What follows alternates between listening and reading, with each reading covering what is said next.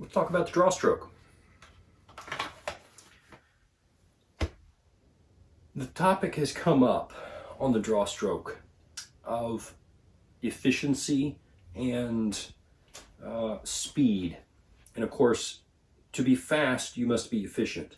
However, consistency plays a part here as well. And this is related to how much you're willing to train. A lot of the people who advocate something that appears to be biomechanically efficient are the professionals. They train all the time. Whereas something that doesn't come quite as naturally. And what I'm talking about is the so-called escalator. You know, the escalator, it's not the elevator. It doesn't go straight up and down. It goes up, but at a straight angle. And so, you know, these guys talk about how as soon as you meet your hands from here, you're going to press straight out to your eyesight. And you don't get to your eyesight until it's all the way there. I don't see anything in my sights until there. So the other crowd says do kind of a rounded off L. I'm going to exaggerate this, but basically you're coming up higher and then pressing out. And so I have my sights here. And I continue pressing out and it's ready to go. So what's the difference between the two? I think the difference is how much time you're willing to put in practicing. If you're willing to practice basically every day, then the escalator, you know, straight from here out is going to be faster. There's no doubt about that. Shortest distance between 2 points and all that. However, I think for the average person, if you're not a hobbyist who's willing to put in a lot of training, and believe it or not, I'm at the point in my life where I can't do this every day. And so I have opted for the rounded off L. I come up a little bit higher as I go out, and that allows me to acquire the sights just a little bit sooner and be more consistent.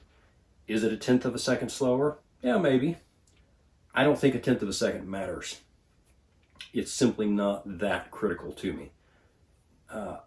I've got to juggle family and work, and while I enjoy guns, while I enjoy guns, it's not so much of a hobby that I can afford to do what I used to do. I would literally dry practice 2 or 3 times every day.